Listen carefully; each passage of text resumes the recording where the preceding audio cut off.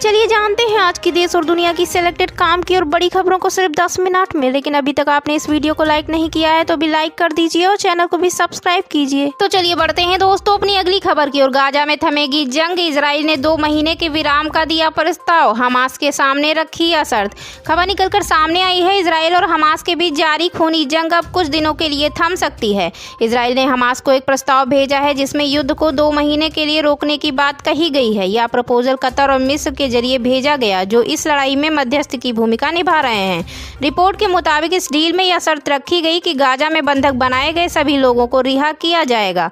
Israel के रक्षा विभाग से जुड़े 2 अधिकारियों ने यह जानकारी दी। हालांकि अब यह देखने वाली बात होगी कि क्या हमास के लड़ाके इसके लिए तैयार होते हैं या नहीं। तो इसी बीच बढ़ते हैं दोस्तों अपनी अगली खबर की ओर। रामलला की प्राण प्रतिष्ठा के बाद ओवैसी का बयान, अफसोस कोई 6 दिसंबर की बात। खबर निकलकर सामने आई है, अयोध्या में सोमवार यानी 22 जनवरी को राम मंदिर में भगवान रामलला की प्राण प्रतिष्ठा के बाद AIMIM प्रमुख और हैदराबाद सांसद असदुद्दीन ओवैसी का बयान सामने आया है। असदुद्दीन ओवैसी ने अपने आधिकारिक एक्स हैंडल पर एक वीडियो साझा किया है जिसमें अपरोक्ष रूप से बाबरी मस्जिद का जिक्र करते हुए अफसोस जाहिर कर रहे हैं। असदुद्दीन ओवैसी ने कहा कि अफसोस ये है कि कोई 6 दिसंबर की बात क्यों नहीं करता। जब आप इन तमाम सियासी जमातों से पूछेंगे कि क्यों नहीं बात करते तो बोलेंगे अरे भूल जाओ। दरअसल असदुद्दीन ओवैसी ने हाल में कर्नाटक के कलबुर्गी में बात करते हुए भी राम मंदिर पर सवाल उठाए थे। उन्होंने कहा था कि मुस्लिमों ने 500 सालों तक नमाज पढ़ी और व्यवस्थित तरीके से साजिश करके बाबरी मस्जिद को छीन लिया गया। उन्होंने आरोप लगाया कि जब कांग्रेस के GB पंत यूपी में मुख्यमंत्री थे तब रात के अंधेरे में वहां मूर्तियां रखी गई थी।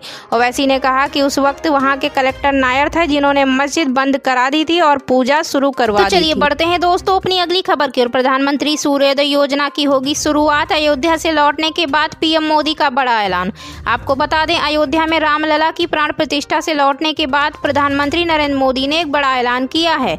उन्होंने 1 करोड़ घरों पर रूफटॉप सोलर लगाने के लक्ष्य के साथ प्रधानमंत्री सूर्योदय योजना को प्रारंभ करने का ऐलान किया है। उन्होंने कहा कि इससे गरीब और मध्यम वर्ग का बिजली बिल तो कम होगा ही, साथ में भारत ऊर्जा के क्षेत्र में आत्मनिर्भर भी बनेगा। तो इसी बीच बढ़ते हैं दोस्तों अपनी अगली खबर की ओर। गणतंत्र दिवस की पूर्व संध्या पर राष्ट्रपति ने देशवासियों को किया संबोधित। खबर सामने आई है, राष्ट्रपति द्रौपदी मुर्मू ने गुरुवार को देश के खिलाड़ियों की सराहना करते हुए कहा कि उन्होंने अंतर्राष्ट्रीय मंचों पर देश को गौरवान्वित किया है। उन्होंने साथ ही उम्मीद जताई कि इस साल होने वाले पेरिस ओलंपिक खेलों में भी भारतीय खिलाड़ी अच्छा प्रदर्शन करेंगे। न्यूज संवाददाता के अनुसार राष्ट्रपति मुर्मू ने कहा कि अंतर्राष्ट्रीय प्रतियोगिताओं में भारत के पदकों में महिलाएं प्रभावशाली योगदान दे रही हैं, जो काफी प्रसन्नता की बात है। तो चलिए बढ़ते हैं दोस्तों अपनी अगली खबर की ओर। ममता के बाद आपका इंडिया गठबंधन को झटका, CM मान बोले पंजाब में अकेले लड़ेंगे चुनाव। आपको बता दें, ममता बनर्जी की पार्टी तृणमूल कांग्रेस के बाद आम आदमी पार्टी ने भी इंडिया गठबंधन को झटका दिया है। पंजाब के मुख्यमंत्री भगवंत मान ने राज्य में कांग्रेस के साथ गठबंधन करने से इनकार कर दिया। उन्होंने कहा कि हम कांग्रेस के साथ नहीं जा रहे। मान ने कहा कि आप पंजाब की सभी 13 लोकसभा सीटों पर अकेले ही चुनाव लड़ने जा रही हैं। भगवंत मान गठबंधन के पक्ष में नहीं थे। उन्होंने कई बार पब्लिक प्लेटफॉर्म में अकेले ही चुनाव लड़ने का ऐलान किया था। बता दें कि पंजाब में आप और कांग्रेस एक दूसरे के प्रतिद्वंदी हैं। आप और कांग्रेस का लगातार इस पर जोर रहा है कि वे पंजाब की सभी सीटों पर अपने अपने उम्मीदवार उतारेंगी। तो इसी बीच बढ़ते हैं दोस्तों अपनी अगली खबर की ओर। UNSC में भारत का स्थायी सदस्य न होना बकवास, एलन मस्क ने शक्तिशाली देशों की नीयत पर उठाए सवाल। खबर निकलकर सामने आई है, टेस्ला के CEO और सोशल मीडिया प्लेटफॉर्म X के मालिक एलन मस्क ने संयुक्त राष्ट्र सुरक्षा परिषद में भारत को स्थायी सीट नहीं मिलने को बकवास बताया है और कहा है कि जिन देशों के पास जरूरत से ज्यादा शक्ति होती वे इसे छोड़ना नहीं चाहते हैं। उन्होंने UNSC की आलोचना करते हुए कहा कि इस समूह में भारत के पास स्थायी सीट न होना समझ से परे है। मस्क एक अमेरिकी इजरायली बिजनेसमैन माइकल आइजेनबर्ग की एक पोस्ट का जवाब दे रहे थे। मस्क ने लिखा, संयुक्त राष्ट्र के निकायों की समीक्षा करने की जरूरत है। समस्या यह है कि जिन देशों के पास बहुत ज्यादा ताकत है वो इसे छोड़ना नहीं चाहते। धरती पर सबसे ज्यादा आबादी होने के बाद भी भारत को संयुक्त राष्ट्र सुरक्षा परिषद में स्थायी सदस्यता नहीं दिया जाना हास्यास्पद है। अफ्रीका को भी सामूहिक रूप से एक सीट संयुक्त राष्ट्र सुरक्षा परिषद में दिया जाना चाहिए। तो चलिए बढ़ते हैं दोस्तों अपनी अगली खबर की ओर। अगर शिवसेना नहीं होती तो रामलला की प्राण प्रतिष्ठा थी असंभव, राम मंदिर निर्माण को लेकर संजय राउत का दावा। खबर निकलकर सामने आई है, रामलला की प्राण प्रतिष्ठा के बाद राम मंदिर को लेकर सियासत शुरू हो गई है। शिवसेना नेता संजय राउत ने दावा किया है कि अगर उनकी पार्टी नहीं होती तो अयोध्या मंदिर में रामलला की मूर्ति की प्राण प्रतिष्ठा संभव नहीं हो पाती। पार्टी के एक सम्मेलन में बोलते हुए शिवसेना नेता संजय राउत ने कहा कि भगवान राम के साथ उनकी पार्टी का संबंध सबसे पुराना और गहरा है। अगर उनकी पार्टी वहां नहीं होती तो अयोध्या के राम मंदिर में रामलला की मूर्ति का अभिषेक संभव नहीं होता। उन्होंने दावा करते हुए कहा कि अगर शिवसेना न होती तो भगवान राम की प्राण प्रतिष्ठा भी नहीं होती। शिवसेना के शेरों ने साहस दिखाया और यही कारण है कि प्रधानमंत्री मोदी रामलला की प्राण प्रतिष्ठा कर सके। तो चलिए बढ़ते हैं दोस्तों अपनी अगली खबर की ओर। राम मंदिर प्राण प्रतिष्ठा से खुश नहीं कमल हासन, बोले मेरा वही जवाब है जो 30 साल पहले था। आपको बता दें, तमिल सुपरस्टार कमल हासन अपनी अदाकारी से लाखों फैंस के दिलों पर राज करते हैं। साउथ ही नहीं बल्कि उत्तर भारत में भी उनकी फिल्में काफी ज्यादा पसंद की जाती हैं। विक्रम के सुपरहिट होने के बाद अब उनके प्रशंसकों को अभिनेता की आगामी फिल्मों का बेसब्री से इंतजार है। इसी बीच अभिनेता ने राम मंदिर के प्राण प्रतिष्ठा को लेकर कुछ ऐसा कहा जिससे उन्हें विवादों में लाकर खड़ा कर दिया गया। अभिनेता से हाल ही में राम मंदिर प्राण प्रतिष्ठा को लेकर उनकी राय पूछी गई थी, जिस पर उन्होंने कहा कि उनका जवाब आज भी वही है जैसा 30 साल पहले था।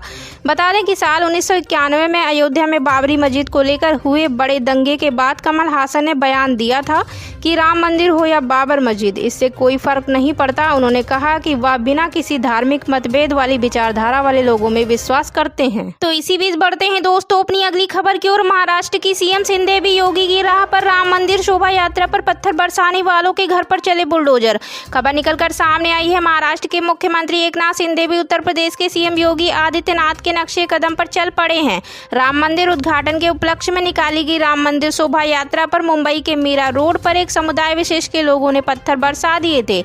इस कारण बड़ा बवाल हो गया था। ऐसे में सीएम शिंदे इलाके में बने अवैध निर्माणों पर बुलडोजर चला दिया गया। राम मंदिर प्राण प्रतिष्ठा को लेकर पूरे देश में उत्साह का माहौल था। सभी राज्यों में रैलियां निकाली जा रही थी, मंदिरों में विशेष आयोजन किए जा रहे थे। इस दौरान मुंबई के मीरा रोड इलाके में भी राम शोभा यात्रा निकाली गई थी, लेकिन समुदाय विशेष के लोगों ने रैली पर जमकर पत्थरबाजी की। इसमें कई लोग घायल भी हो गए। इस घटना पर सीएम एकनाथ शिंदे ने कार्रवाई की है। तो चलिए बढ़ते हैं दोस्तों अपनी अगली खबर की ओर। पाकिस्तान में आतंकी ठिकानों पर ईरान ने किए हमले तो भारत ने कहा कई देश आत्मरक्षा में कार्रवाई करते हैं। खबर निकलकर सामने आई है, पाकिस्तान में आतंकी ठिकानों पर ईरान की ओर से एयर स्ट्राइक किए जाने के मामले पर भारत सरकार ने भी प्रतिक्रिया दी है। विदेश मंत्रालय ने कहा है कि कई देश आत्मरक्षा के लिए कार्रवाई करते हैं। विदेश मंत्रालय के प्रवक्ता रणधीर जायसवाल ने कहा, ये ईरान और पाकिस्तान के बीच का मामला है। जहां तक भारत का सवाल है, आतंकवाद के प्रति हमारी जीरो टॉलरेंस की स्थिति है। हम उन कार्रवाइयों को समझते हैं जो देश अपनी आत्मरक्षा में करते हैं। तो चलिए बढ़ते हैं दोस्तों अपनी अगली खबर की ओर। गाजा में थमेगी जंग, इजराइल ने 2 महीने के विराम का दिया प्रस्ताव, हमास के सामने रखी यह शर्त। खबर निकलकर सामने आई है, इजराइल और हमास के बीच जारी खूनी जंग अब कुछ दिनों के लिए थम सकती है। इजराइल ने हमास को एक प्रस्ताव भेजा है जिसमें युद्ध को 2 महीने के लिए रोकने की बात कही गई है। यह प्रपोजल कतर और मिस्र के जरिए भेजा गया, जो इस लड़ाई में मध्यस्थ की भूमिका निभा रहे हैं। रिपोर्ट के मुताबिक इस डील में यह शर्त रखी गई कि गाजा में बंधक बनाए गए सभी लोगों को रिहा किया जाएगा। इजराइल के रक्षा विभाग से जुड़े 2 अधिकारियों ने यह जानकारी दी। हालांकि अब यह देखने वाली बात होगी कि क्या हमास के लड़ाके इसके लिए तैयार होते हैं या नहीं। तो चलिए बढ़ते हैं दोस्तों अपनी अगली खबर की ओर। महिला प्रीमियर लीग का शेड्यूल जारी, 23 फरवरी से शुरू होगा टूर्नामेंट, 17 मार्च को दिल्ली में फाइनल। खबर निकलकर सामने आई है, भारतीय क्रिकेट कंट्रोल बोर्ड ने महिला प्रीमियर लीग का शेड्यूल जारी कर दिया है। यह टूर्नामेंट 23 फरवरी से 17 मार्च तक खेला जाएगा। पिछले साल की तरह कुल 5 टीमें 22 मैच खेलेंगी। हालांकि इस बार एक बड़ा बदलाव देखने को मिला है। दरअसल पिछले साल यह लीग मुंबई और नवी मुंबई के 2 स्टेडियम में खेला गया था। हालांकि इस बार इस लीग की मेजबानी मुंबई के इतर बेंगलुरु और दिल्ली को दी गई है। आपको बता दें, इसके मुकाबले बेंगलुरु के चिन्ना स्वामी स्टेडियम और दिल्ली के अरुण जेटली स्टेडियम में खेले जाएंगे। तो चलिए बढ़ते हैं अपनी अगली खबर की ओर। राम मंदिर से लेकर कर्पूरी ठाकुर तक राष्ट्रपति मुर्मू बोली, अमृतकाल के प्रारंभिक दौर से गुजर रहा भारत। खबर सामने आई है, गणतंत्र दिवस की पूर्व संध्या पर राष्ट्रपति द्रौपदी मुर्मू ने राष्ट्र को संबोधित किया। उन्होंने कहा कि 75वें गणतंत्र दिवस की पूर्व संध्या पर मैं आप सभी को हार्दिक शुभकामनाएं देती हूँ। हमारे गणतंत्र दिवस का 75वां वर्ष कई अर्थों में देश की यात्रा में एक ऐतिहासिक पड़ाव है। राष्ट्रपति मुर्मू ने कर्पूरी ठाकुर को श्रद्धांजलि दी। उन्होंने कहा कि अपने योगदान से सार्वजनिक जीवन को समृद्ध बनाने के लिए मैं कर्पूरी जी को अपनी श्रद्धांजलि अर्पित करती हूँ। राष्ट्रपति मुर्मू ने यह भी कहा कि जब संसद ने ऐतिहासिक महिला आरक्षण विधेयक पारित किया तो हमारा देश स्त्री पुरुष समानता के आदर्श की ओर आगे बढ़ा। मेरा मानना है कि नारी शक्ति वंदन अधिनियम महिला सशक्तिकरण का एक क्रांतिकारी माध्यम सिद्ध होगा। तो चलिए बढ़ते हैं दोस्तों अपनी अगली खबर की ओर। ममता के बाद आपका इंडिया गठबंधन को झटका, सीएम मान बोले पंजाब में अकेले लड़ेंगे चुनाव। आपको बता दें ममता बनर्जी की पार्टी तृणमूल कांग्रेस के बाद आम आदमी पार्टी ने भी इंडिया गठबंधन को झटका दिया है। पंजाब के मुख्यमंत्री भगवंत मान ने राज्य में कांग्रेस के साथ गठबंधन करने से इनकार कर दिया। उन्होंने कहा कि हम कांग्रेस के साथ नहीं जा रहे। मान ने कहा कि आप पंजाब की सभी 13 लोकसभा सीटों पर अकेले ही चुनाव लड़ने जा रही हैं। भगवंत मान गठबंधन के पक्ष में नहीं थे। उन्होंने कई बार पब्लिक प्लेटफॉर्म में अकेले ही चुनाव लड़ने का ऐलान